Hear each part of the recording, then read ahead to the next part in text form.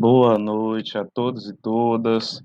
Por cá, professor Rodrigo Rocha, nossa disciplina Jurisdição Constitucional. Amanhã, quinta-feira, 15 de outubro, feriado do Dia do Professor. E aí, em virtude disso, não teremos o nosso encontro presencial, nosso encontro direto. Então, por conta disso, faço então essa aula gravada, deixo disponibilizada para vocês, para que a gente possa então pensar no conteúdo. E aí, o tema de hoje, a proposta de hoje é a arguição de descumprimento de preceito fundamental. E aí é aquela peça que a gente pensa no caráter subsidiário dela, controle concentrado lá no STF, e a gente vai passar por alguns pontos aqui em relação à arguição de descumprimento de preceito fundamental. Bom, antes de entrar necessariamente no conteúdo, espero que todos estejam bem. Semana que vem, nossa avaliação e aí alguns informes a respeito da avaliação. No semestre passado, nós tínhamos 180 minutos de tempo para execução da avaliação. Nesse semestre, nós teremos 120 minutos, então 2 horas. Da hora que você conectar lá, abrir a aba para fazer a sua avaliação, você tem 120 minutos, 2 horas. O horário que a avaliação aparece para vocês é disponibilizado no sistema às 19 horas. Então, semana que vem, às 19 horas, vocês terão contato, então, com a nossa avaliação de jurisdição constitucional. Ela fica disponível no portal por 48 horas. No semestre passado também era 72 horas, agora 48 horas. Então, 2 dias. A prova vai ficar, então, de quinta para sexta e de sexta para sábado. E aí eu coloquei uma tolerânciazinha às 19h30. Óbvio que eu não posso começar a avaliação lá às 19h20 do sábado, enfim. E aí, uma outra variante também é de que o gabarito ele é divulgado só após 24 horas do término da avaliação, então do último instante da avaliação. Então, a avaliação fica da quinta para sexta, da sexta para o sábado, o gabarito aparece no domingo. E vocês têm 2 horas para poder responder. Caso aconteça alguma intercorrência, estarei à disposição nesse dia aí. E aí é importante registrar, constituir prova. Nós somos da área do direito. Então, se eu tenho uma alegação a fazer, eu preciso demonstrar aquilo, eu preciso de algo que evidencie aquilo. Então, apagou a tela na frente, aqui. Então, vou gravar um videozinho, pegar o meu aparelho ó, de celular, filmar o que aconteceu, enviar automaticamente para o professor, fazer o devido registro. Mas eu acredito que vocês não terão maiores intercorrências. E aí vamos lembrar que nós fizemos falando de conteúdo também, né? Nós fizemos um apanhado do que é controle difuso, do que é controle concentrado em breves linhas, lembrando que o difuso é aquele que qualquer pessoa faz perante qualquer estrutura do judiciário e resolve uma demanda interpartes. Já no controle concentrado acontece no STF ou no Tribunal de Justiça do Estado. E aí o controle concentrado envolve basicamente essas três ações, sendo que tem uma que se desdobra. Então, a ação direta de inconstitucionalidade, e aí eu tenho a ação interventiva, a inconstitucionalidade interventiva, inconstitucionalidade por omissão, a ação declaratória de constitucionalidade e a ação arguição de descumprimento de preceito fundamental, que é essa peça que a gente trabalha hoje, não estou explorando muito na nossa avaliação. O controle concentrado e a ideia de controle de constitucionalidade visa garantir a supremacia do nosso texto constitucional, a supremacia da nossa Constituição. Nós temos a pirâmide hierárquica das normas, dentro dessa estrutura da pirâmide hierárquica, a Constituição Federal, ela ocupa o topo, o ápice, e aí, dentro do nosso sistema, pela nossa estrutura, pela nossa engrenagem, eu não posso ter uma norma que venha a colidir com o texto constitucional. Então, pensem nisso, pense que o difuso vai sempre envolver lá uma pessoa comum que vai suscitar uma demanda para resolver um interesse seu, e aí a decisão que declara o não efeito, a inconstitucionalidade de um determinado ato, de uma determinada norma, ela só vai surtir efeito inter partes. Trazendo para cá para a nossa arguição de descumprimento de preceito fundamental. É, o marco dela, a Lei 9882, e ela foi criada, inclusive, após a lei da ADI e da ADC. Foi uma novidade, né, de sobremaneira, pelo fato de que deixou, né, uma possibilidade aí de que, ainda que não se tenha, né, o objeto lá de declarar que uma lei ou um ato é constitucional, então declarar a inconstitucionalidade de uma lei ou de um ato normativo no âmbito federal. Eu tenho aqui uma outra abertura, uma janela muito grande, que é evitar, e aí a palavra evitar tem um caráter preventivo, tem um princípio aqui, uma vertente de prevenção, ou então reparar uma lesão a preceito fundamental resultante de ato do poder público. E aí a abertura é gigantesca, uma abertura tamanha para a ação, a arguição de descumprimento de preceito fundamental. Ela tem também um caráter subsidiário, que a gente vai tratar mais à frente. E aí, quando eu penso nesse preceito fundamental aqui, a base que nós temos envolve lá o artigo 34.7 da Constituição. E aí, do 34.7 a Constituição, principalmente aquilo que envolve os direitos da pessoa humana, e aí a gente vai muito para o campo do, dos direitos e garantias fundamentais, sendo que a ação ela tem um caráter subsidiário, como eu coloquei. Mas aí dá uma abertura muito grande, dá uma subjetividade muito grande, porque no direito nós temos essa inclinação em prol de teses, de sustentar uma ideia, de que essa ideia fique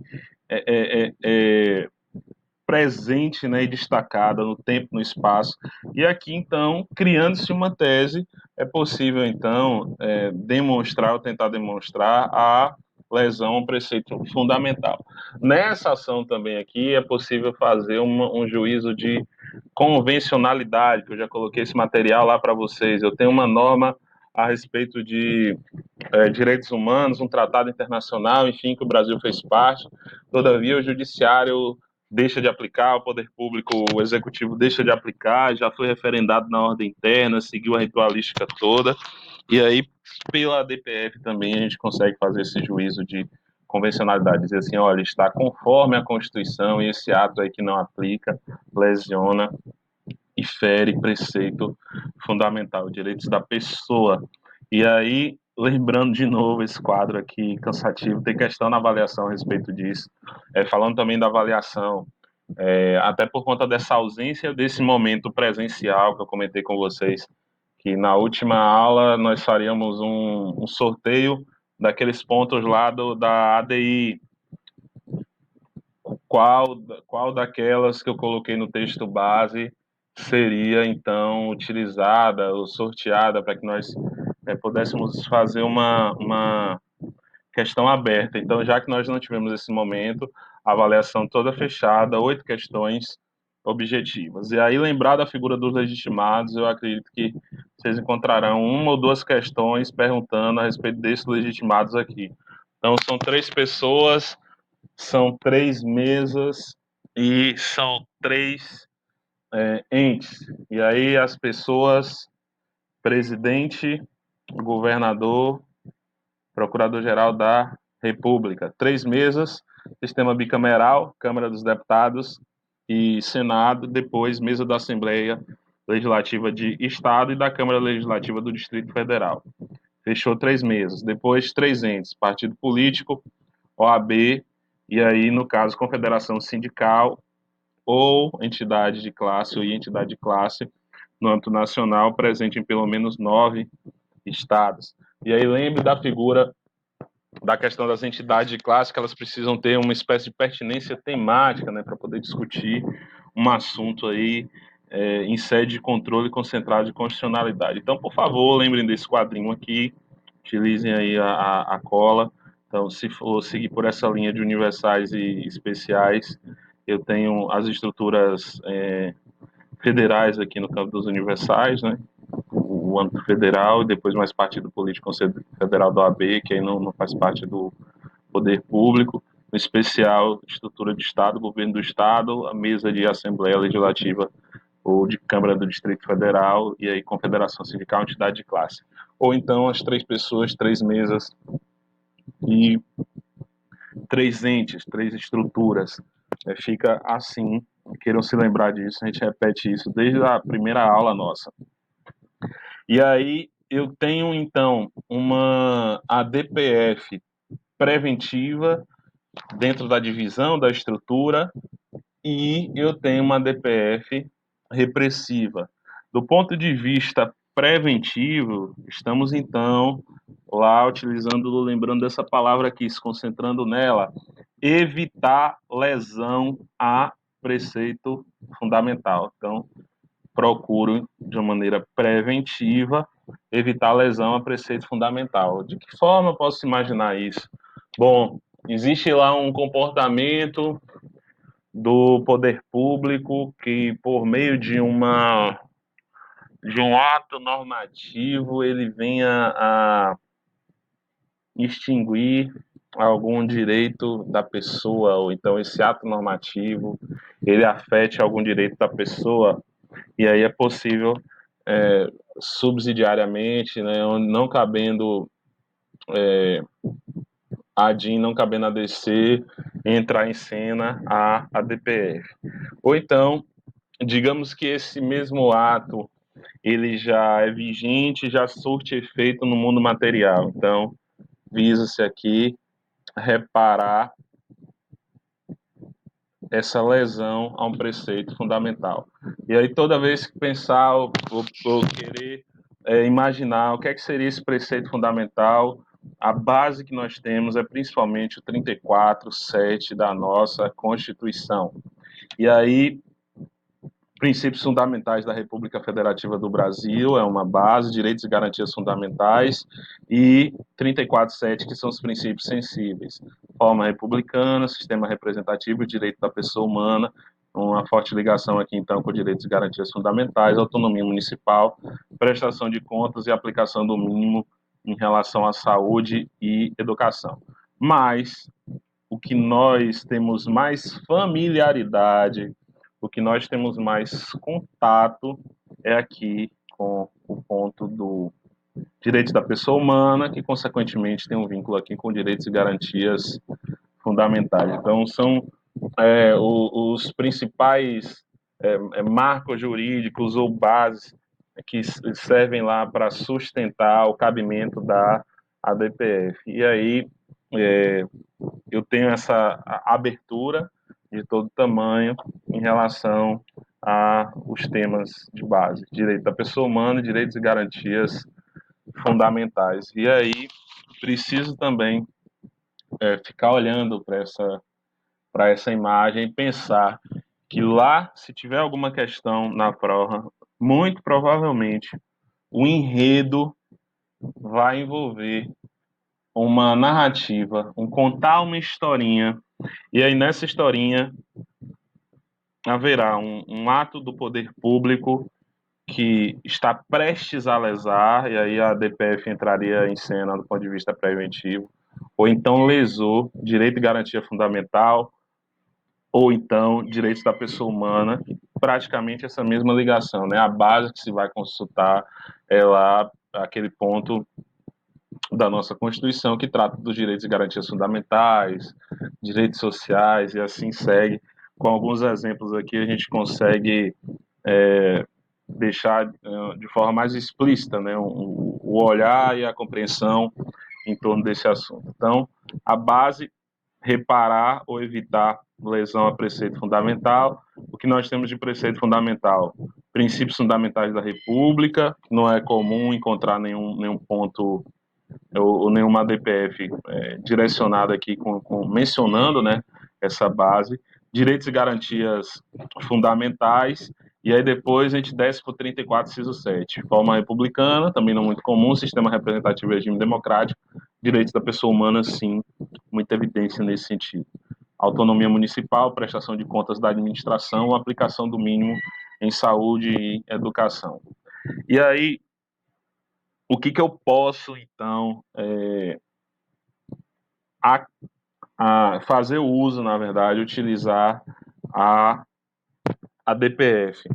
Eu vou imaginar, então, tudo aquilo que o poder público pratica em termos de lesão a preceitos fundamentais.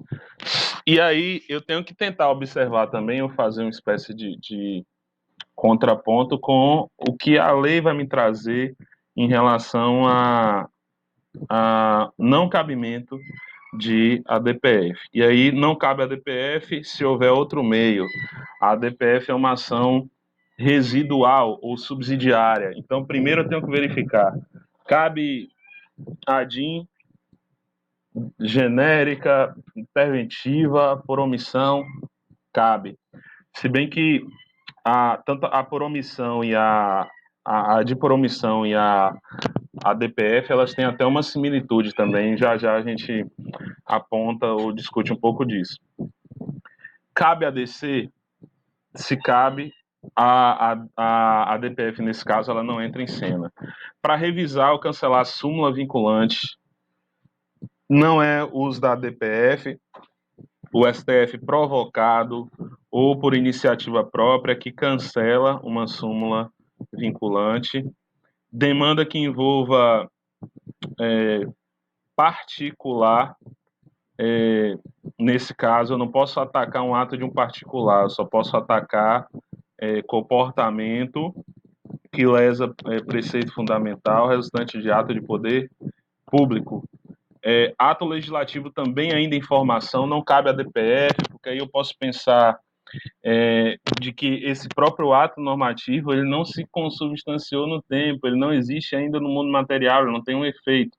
E aí não cabe. Também não cabe a DPF contra veto, porque o veto ele tem um caráter aí próprio do sujeito que pratica, pode acontecer do ponto de vista jurídico ou político, e aí o próprio veto ele pode ser enfrentado pelo legislativo, não é? Então, as casas, se for no âmbito federal, sessão conjunta, decidem sobre o veto. E aí se afasta o veto, quem tem a última palavra é o legislador, e aí, nesse caso, não faz sentido a utilização de ADPF.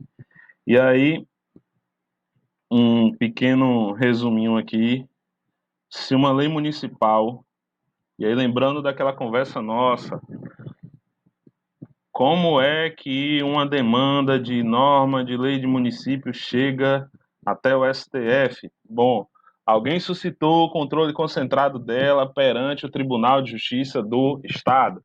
E aí o Tribunal de Justiça do Estado simplesmente não entendeu, não enxergou que era uma lesão à Constituição do Estado. E aí a parte interessada, ela faz o uso do recurso extraordinário para dizer assim, olha, isso aqui fere a Constituição, o Tribunal do Estado passou batido, o Tribunal do Estado não percebeu, o Tribunal do Estado não foi sensível, não analisou. Então, nesse caso, tema de município chega ao STF por meio de recurso extraordinário. Se não for assim, chega também por meio da ADPF. Então, se uma questãozinha lá de concurso tiver uma demanda citando lá uma lei municipal, não vai caber a ação direta de inconstitucionalidade. O cabimento, então, é de ADPF. Lei anterior à Constituição que não foi recepcionada, eu tenho a possibilidade de fazer uso da ADPF, entendendo que essa lei ela traz a não recepção dessa lei, ela fere um preceito fundamental regulamentado por essa lei. Decretos e atos infralegais podem ser atacados. Decisão judicial que não existe mais um recurso ou meio capaz de evitar a lesividade, esgotou todos as vias, e essa decisão, obviamente, também ela tem aí uma, uma vertente, digamos assim, que vai interessar a coletividade, uma ação ou omissão do poder público, que não haja um outro meio capaz de evitar essa lesão, caráter subsidiário, é uma lei revogada, porque ela pode ter também aí um conteúdo de preceito fundamental, e aí seria necessário salvaguardar a vida das pessoas, ou esse preceito fundamental, tentar criar uma espécie de modulação. Não vai caber decisão transitada em julgado, não vai caber ato do poder público que admita um outro meio, que caiba aí uma, uma ADIM, por exemplo, atos praticados por particulares, então o gestor de uma instituição privada de ensino, o gestor de uma escola, qualquer estrutura de iniciativa privada, não é a DPF que vai sanar essa lesão a preceito fundamental. Súmula vinculante não, porque o processo de revisão o STF faz, ou por provocação de maneira direta, a partir também do legitimados, mas não é a DPF. Atos políticos sim, ou atos políticos não também, porque aí tem uma margem, né, de conveniência e oportunidade da figura do gestor. Ato legislativo e informação também não cabe. Então, esse quadro serve de consulta para vocês também na nossa avaliação, caso se depare com uma questão envolvendo a DPF. Voltando para a figura dos legitimados, 3 pessoas, 3 mesas e 3 entes. Pessoa, presidente da República, governo do Estado, governador do Estado, procurador-geral da República. 3 mesas, Assembleia Legislativa ou Câmara Legislativa do Distrito Federal, mesa da Câmara dos Deputados, mesa da Câmara do Senado. E aí, então, a figura do senador nem do deputado não entra em cena.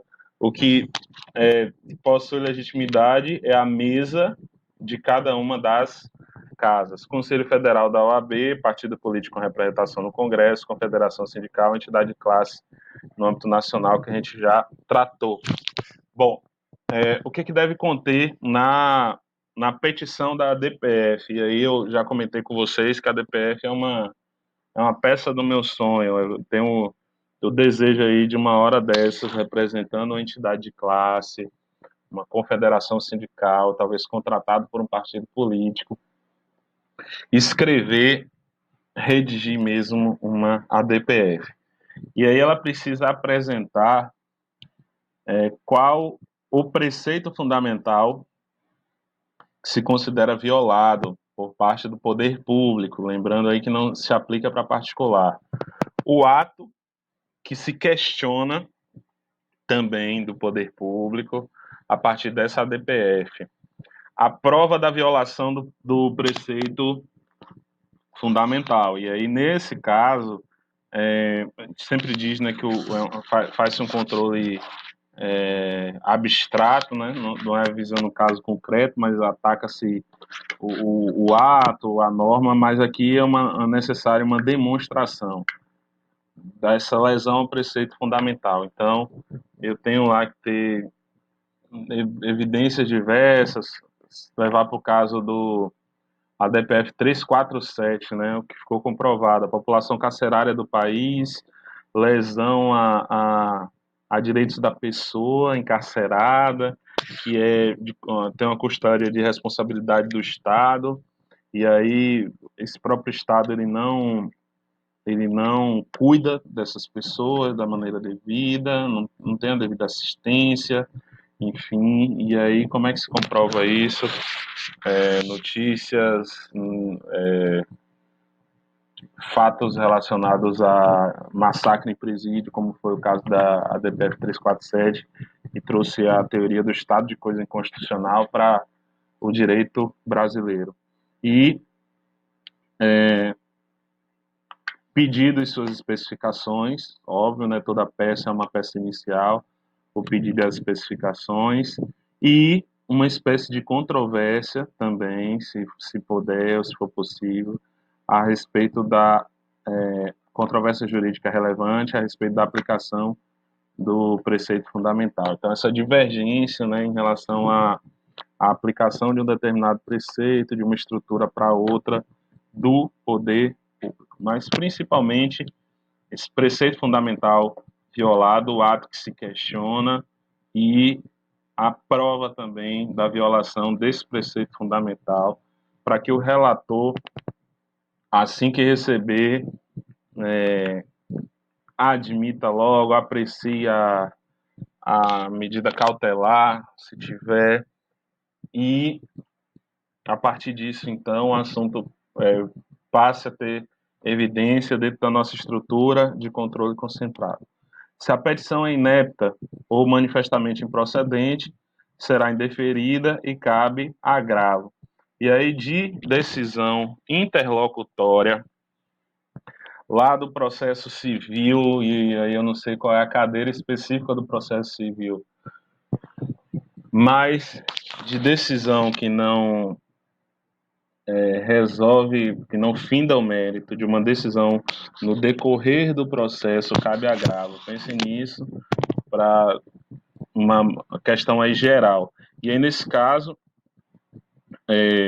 se o relator ele indefere a petição, considerando inepta, a parte ela agrava, e aí, a partir da hora que ela agrava, o plenário que vai apreciar. E aí, da mesma forma, lá no seu dia a dia, você tem uma decisão interlocutória que não concede gratuidade. E aí, uma decisão interlocutória do primeiro grau, do juiz de primeiro grau. Você agrava, e aí o tribunal, a estrutura colegiada, aprecia esse ponto. Mesma coisa aqui no caso da ADPF. A possibilidade de recurso, na verdade, em matéria de controle concentrado, é só dessa declaração aí de inépcia da inicial. Então, é possível o uso do agravo. Amigo da corte, cabe, amigo da corte, que pleiteia diretamente ou é convocado pelo tribunal, a depender do tema.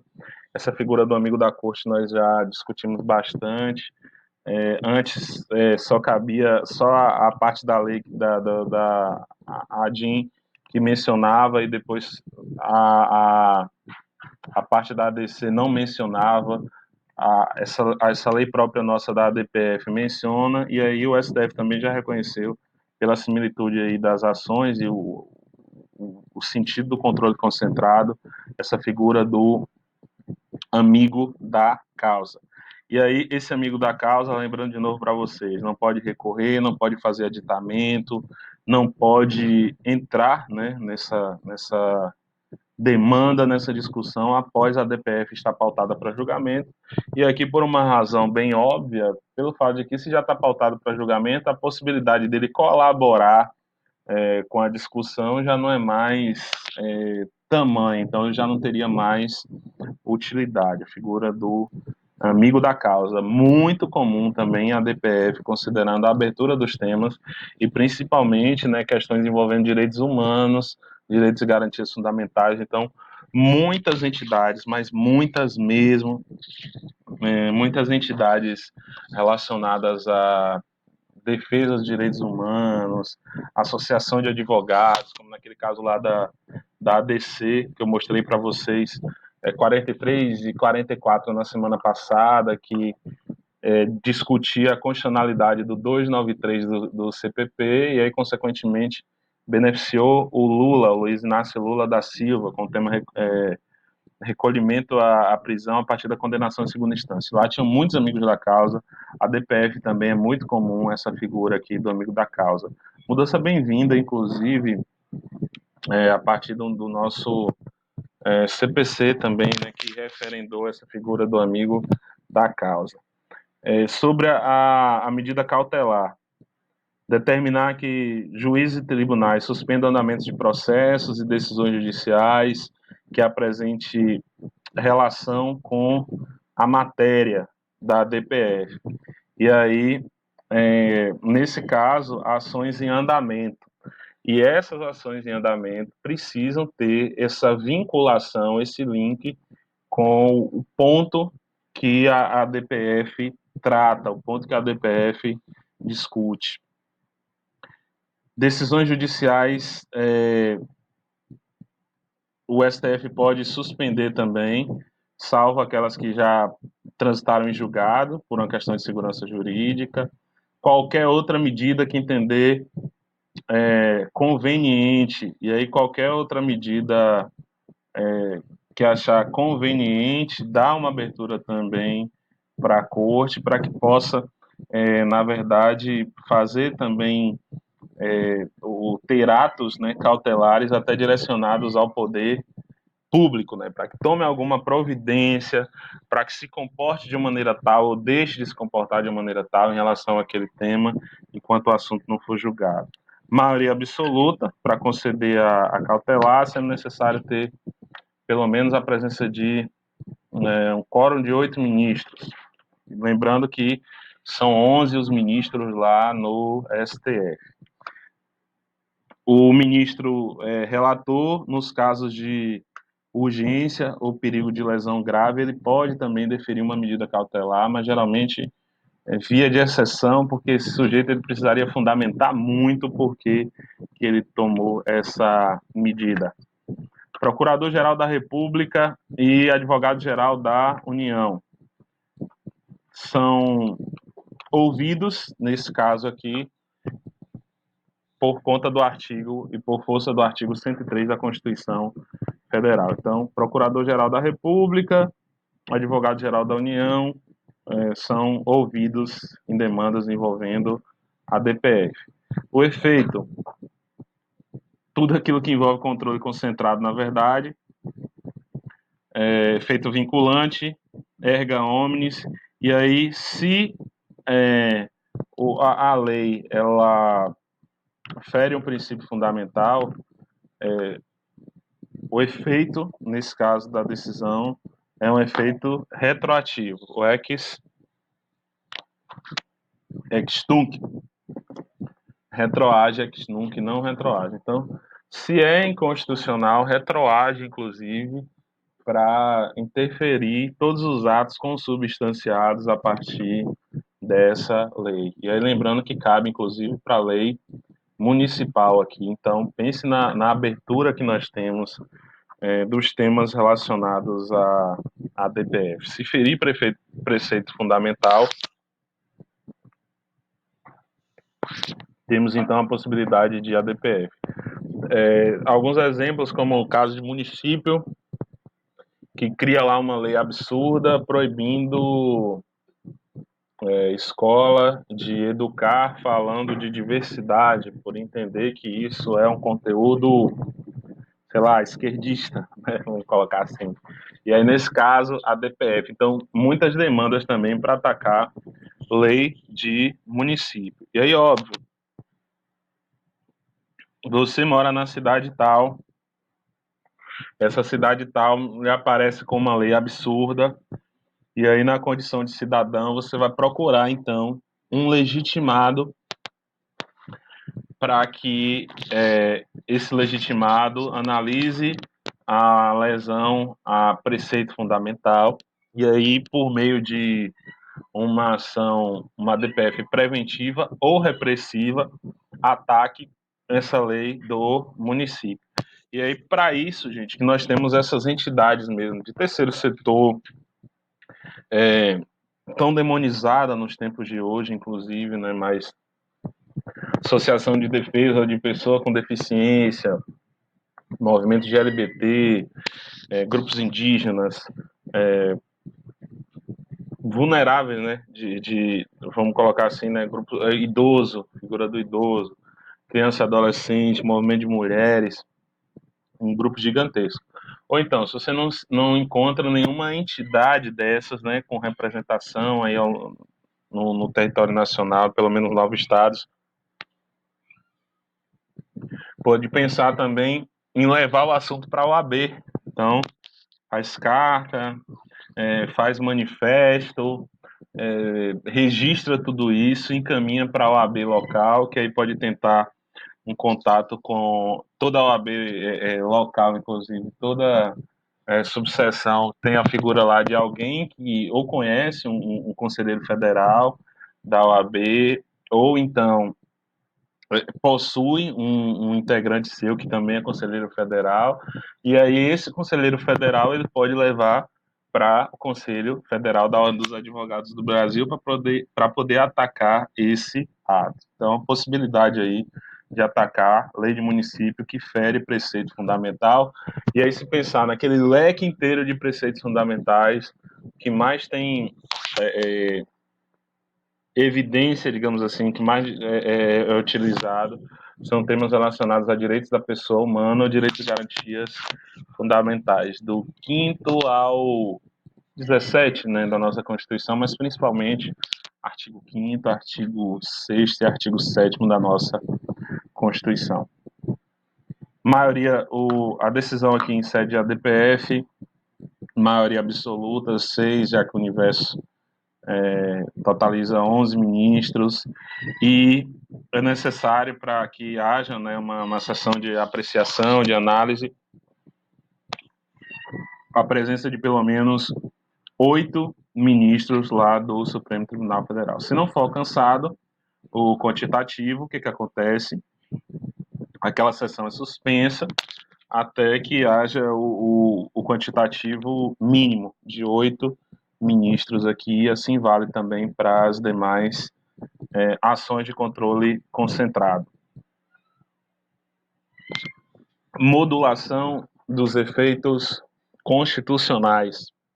O que seria a modulação dos efeitos constitucionais? Bom, pode acontecer que, pela propriedade da matéria e pelo assunto que foi atacado, o ato do poder público, qualquer uma das esferas, uma lei, enfim, e aí pela propriedade desse ato atacado, retroagir para que essa decisão surta efeito quanto a todos esses atos, enfim, a todas as relações foram consubstanciadas a partir daquele ato, daquela lei.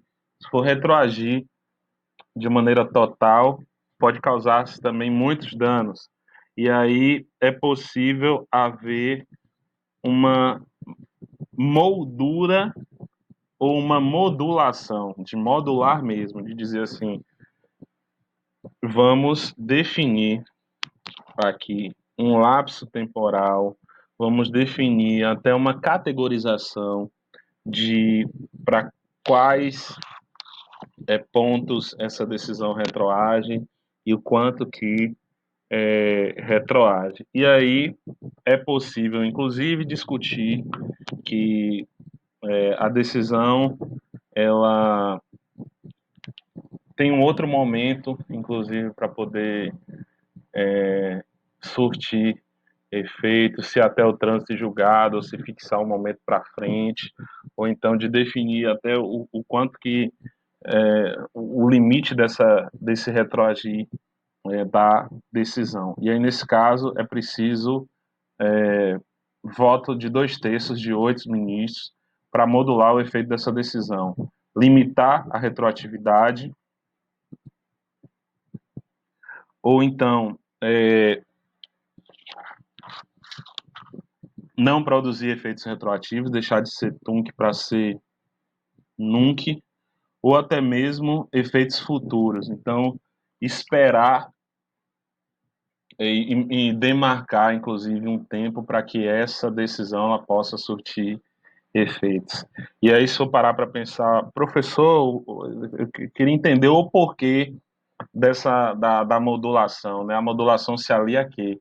A modulação se alia à ideia de segurança jurídica e principalmente aí uma ideia de razoabilidade. Então, vai ser necessário realmente retroagir de maneira total. Esse retroagir de maneira total não teria que desfazer tudo aquilo que foi consolidado, né, a partir daquele ponto que se atacou, e aí qual o impacto que teria disso. Então são muitas variantes para se pensar, e aí nesse caso é possível, né, fazer uma espécie de desenho, de moldura em relação ao efeito da decisão, o quanto que ela volta para trás, ou a partir de quando ela produzirá efeitos.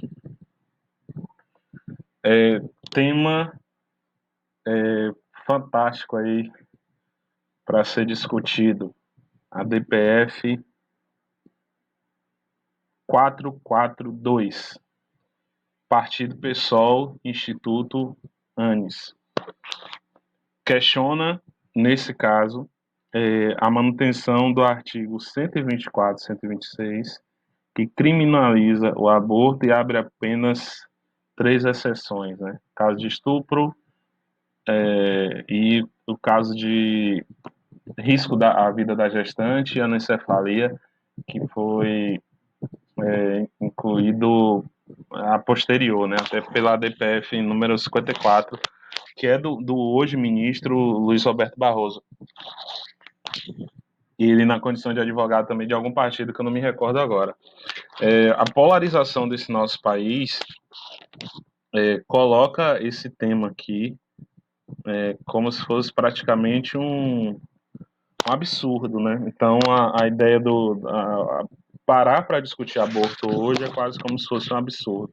E aí o partido que inicia isso, se vocês forem pesquisar, boa parte das ADPFs, mas boa parte das ADPFs mesmo, elas têm como legitimado lá a figura que suscitou a discussão, partidos políticos. E aí, geralmente, não como uma regra, viu, gente? Mas geralmente algum partido de esquerda, né? Ou classificado como partido de esquerda. E aí esse é um assunto que é pano para manga. Nós temos hoje já uma lei também no minuto seguinte, mas aí está aqui associado também a ideia de estupro, né? E uma presunção do estupro a partir do relato da pessoa, mas a DPF, na verdade, ela quer deixar mais amplo e mais aberta a possibilidade do aborto. Eu sei que se estivéssemos em aula ao vivo, na aula mesmo, se fizesse uma enquete, sei que geraria muita divergência, né? E aí, assim, geralmente, nós somos seres sociais e culturais, e a minha condição de ser e de estar no mundo tem uma conexão total com a formação que eu recebi, formação religiosa, a minha base familiar, a minha base social. E aí, temperado por essas influências, eu então me posiciono no mundo. E aí, muitos levam esse tema para uma questão de ordem religiosa, sabendo que o Estado é laico, mas aí a pessoa diz assim: bom, o Estado é laico, eu não sou na hora de me posicionar, ok. Outros dizem assim: veja só, está se atacando um artigo, ou dois, na verdade, um Código Penal. Se o ataque aí é artigo do Código, por que não deixar essa discussão na mão daquele que, do ponto de vista típico, é a pessoa encarregada de fazer a análise e a revisão da norma? Então, não politize, ou não crie, na verdade, uma discussão jurídica, ou não vá politizar o judiciário com essa cultura de esquerda ou de direita, né, do modo político. Deixe esse assunto a encargo do legislador, que é o representante do povo. Muitos colocam dessa maneira, né? Então, o legislador tem a função típica de legislar. Ele chega ao poder pela escolha da população. Então, ele é a pessoa que tem realmente a figura do poder legislativo, a estrutura tem realmente a atribuição legítima de se mudar a norma, né? Então, retire do STF, porque isso é ativismo judicial. E aí alguns enxergam de uma maneira ruim esse processo de politização do judiciário. Tem um sujeito que critica muito, é o Ives Gandra. Ele diz assim, olha, só poderia imaginar aí o ativismo judicial se fosse para modular questões envolvendo direito, principalmente direito à saúde, envolvendo a vida. Mas aí, esse tema aqui é um tema de saúde. Muitos enxergam como um tema de morte, e aí, sem querer doutrinar também, eu enxergo como um tema de vida, porque é a possibilidade da pessoa escolher, né, os destinos do seu próprio corpo. E aí, é óbvio também que pode levar, mas toda pessoa hoje tem informação em relação aos métodos contraceptivos, então foi uma escolha, então não pode se corrigir é, essa mudança de visão ou esse erro, esse comportamento errôneo, legitimando o uso do aborto. Mas aí, nesse caso, e aí a visão minha, sem querer doutrinar, viu, gente, óbvio, estaria se frustrando a possibilidade da pessoa escolher, porque aqui não está escancarando as portas do aborto a partir dessa discussão, mas só criando a possibilidade para quem quiser escolher e optar pelo aborto que tenha a possibilidade e a regulação do tema por parte do nosso poder público. Seria essa discussão, pano para manga. Marcha da Maconha, e aí o agora aposentado ministro Celso de Mello, sujeito muito a favor das liberdades, muito a favor das liberdades, ele já se posicionou e foi o relator. Não pode se impedir manifestações em defesa da legalização da maconha. Não é considerado, então, crime, apologia ao crime ou algo dessa natureza, mas sim liberdade de manifestação. E aí, se for pensar no direito fundamental, eu sou livre para me manifestar, sendo vedado o anonimato.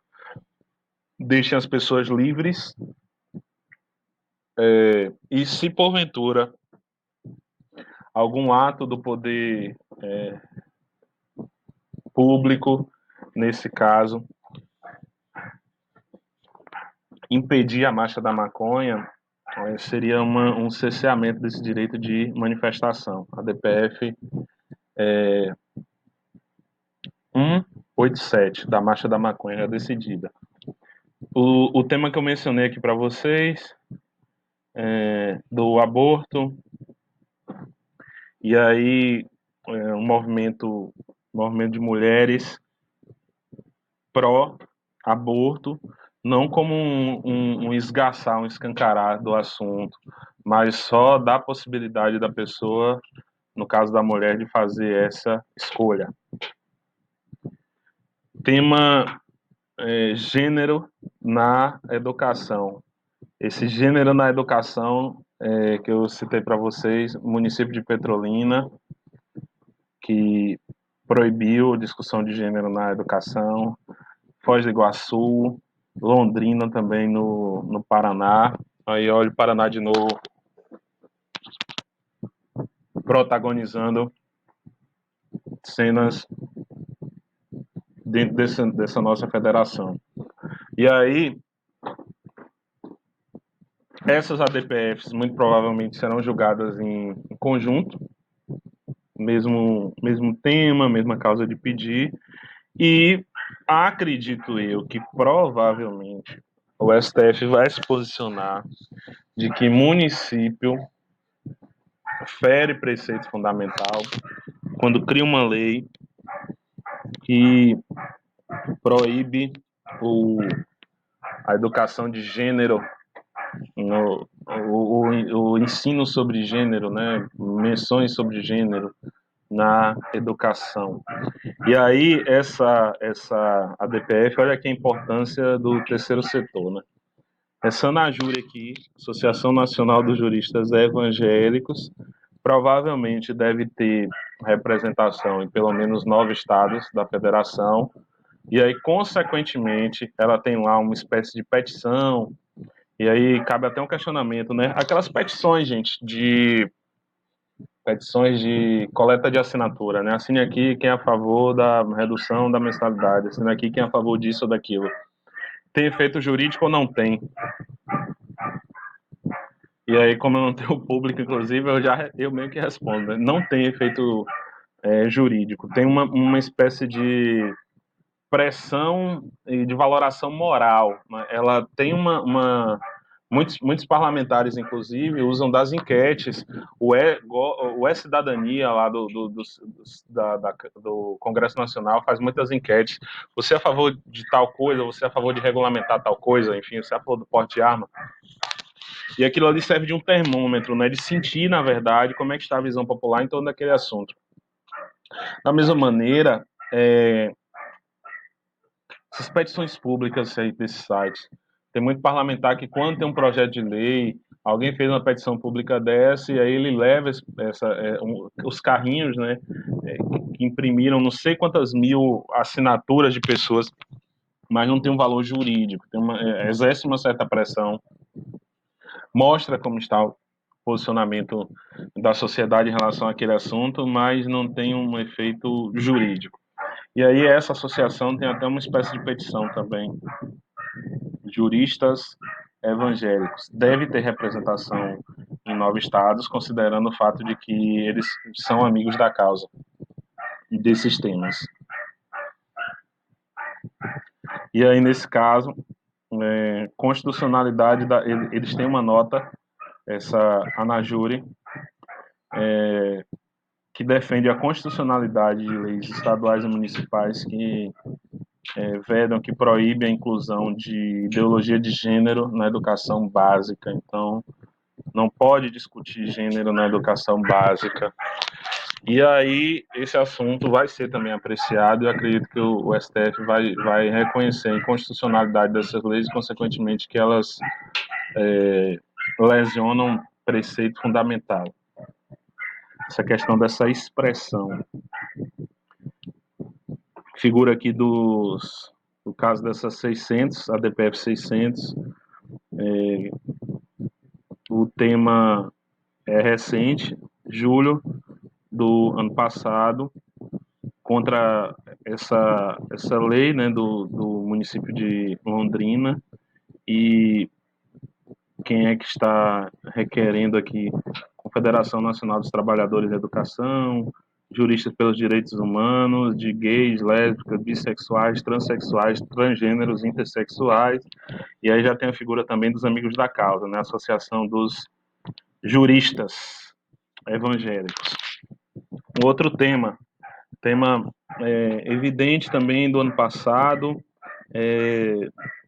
ainda Raquel Dodge, a Procuradora-Geral da República, enfrentou uma portaria do Ministério da Justiça, o então senhor Sérgio Moro, que ele fazia uma espécie de regulação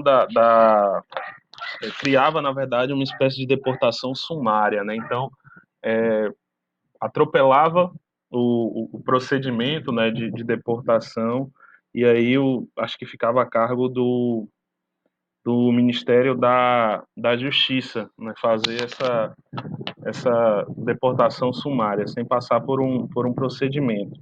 E nesse caso, atos de terrorismo, associação criminosa, tráfico de droga, pornografia, enfim, impediria logo a entrada de pessoas no país, né, que fossem suspeitas de envolvimento com esse tipo de ato.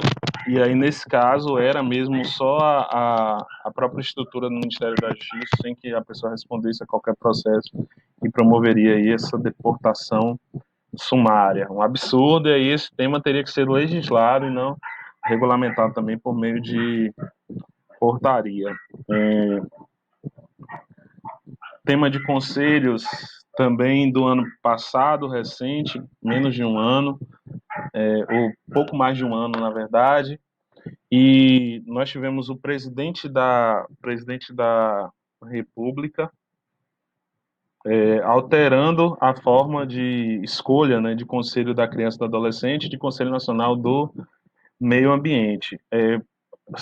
Grosso modo aqui, gente, a ideia de conselhos, e aí no âmbito federal, estadual e municipal, envolve uma paridade entre poder público, representação do poder público, e representação da sociedade.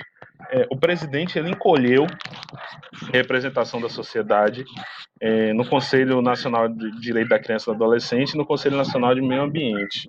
E aí nós sabemos já o que aconteceu, né, com essa tendência de minorar essas estruturas de conselho. Né? Nós tivemos também agora aí recentemente o ministro do Meio Ambiente, ele legislando também, regulamentando, né, por meio de portaria, essa relativização de direitos relacionados à restinga, à área de APP, área de preservação permanente, né, porque entendeu que era de competência dele e regulamentou por meio de portaria. E aí, nesse caso, foi uma bandeira mesmo do presidente encolher essa questão dos conselhos, e aí nós temos duas ADPFs discutindo que o decreto ele fere preceito fundamental relacionado a essa questão da participação, da representação da sociedade, a questão dos conselhos no âmbito federal. E, com isso, me despeço aqui de vocês por hoje. Faço votos de que tenha uma boa avaliação, êxito na avaliação, ter calma na hora de responder, as questões não são absurdas, fruto daquilo que nós conversamos em sala de aula, apenas 8 questões para responder dentro de 2 horas, então um tempo por demais suficiente para que possa responder. Não foquei muito aqui no ponto também da DPF, já que eu percebi, inclusive, que nós não teríamos um encontro presencial, então se concentrem mais lá na ação direta de inconstitucionalidade, na ação declaratória de constitucionalidade, essa tipologia, né, desses tipos de inconstitucionalidade, a ideia e o sentido do controle concentrado, a diferença do controle concentrado para o controle difuso, quem são os legitimados, a figura dos legitimados no controle concentrado, qual é o papel do STF, esses efeitos das decisões, né, de controle concentrado e simples assim. Então, vocês vão ter 2 horas para poder responder questões dessa natureza. Não temos um foco tamanho, cai no que envolve a DPF, até porque quando eu fui consultar o calendário, como coloquei, eu percebi que nós não poderíamos ter o momento presencial.